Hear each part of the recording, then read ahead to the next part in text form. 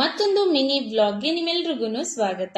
ಇವತ್ತು Acchu back to school routine vlog ನ ಮಾಡ್ತಾ ಇದ್ದೀನಿ. ಹಾಲಿಡೇಸ್ ಅಂತೂ ಮುಗೀತು, ಮತ್ತೆ ಸ್ಕೂಲ್ಗಳೆಲ್ಲ ರೀಓಪನ್ ಆಯ್ತು. ಇವಾಗಿಂದ ನಮ್ಮೆಲ್ಲ ತಾಯಂದ್ರಿಗೂ ಕೂಡ ಬಿಸಿ ರೂಟೀನ್ ಸ್ಟಾರ್ಟ್ ಆಗಿರುತ್ತಲ್ವಾ. ಹಾಲಿಡೇಸ್ ಅಲ್ಲಿ ಸ್ವಲ್ಪ ಲೇಟ್ ಆಗಿದ್ದು ಮನೆ ಕೆಲ್ಸನೂ ನಿಧಾನಕ್ಕೆ ಮಾಡ್ಕೊಂಡ್ರು ನಡೀತಾ ಇತ್ತು. ಬಟ್ ಇನ್ಮೇಲೆ ವರ್ಷ ಪೂರ್ತಿ ಈ ಬಿಸಿ ರೂಟೀನ್ ಇದ್ದೇ ಇರುತ್ತೆ. ಬೆಳಿಗ್ಗೆ ಬ್ರೇಕ್ಫಾಸ್ಟ್ ಏನ್ ಮಾಡ್ಬೇಕು, ಬಾಕ್ಸಿಗೆ ಲಂಚ್ ಏನ್ ಕಟ್ಬೇಕು, ಈ ರೀತಿ ತಲೆನ ಓಡಿಸ್ತಾನೆ ಇರ್ಬೇಕು. ಸೊ ನಿಮ್ಗೊಂದು ಲಂಚ್ ಬಾಕ್ಸ್ ಐಡಿಯಾ ಕೊಡ್ಲಾ? ಕ್ವಿಕ್ ಆಗಿ ನೋಟ್ ಮಾಡ್ಕೊಳ್ಳಿ.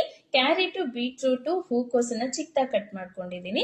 ಹಾಗೆ ಬೇಬಿ ಕಾರ್ನ್ ಕೂಡ ತಗೊಂಡಿದ್ದೀನಿ. ಈರುಳ್ಳಿ ಹಾಗೆ ಶುಂಠಿ ಬೆಳ್ಳುಳ್ಳಿ ಪೇಸ್ಟ್ ನ ಹಾಕಿ ಒಗ್ಗರಣೆ ಹಾಕಿ ಇದೆಲ್ಲ ತರಕಾರಿ ಹಾಕಿ ಸ್ವಲ್ಪ ಬೇಯಿಸ್ಕೊಳ್ಳಿ.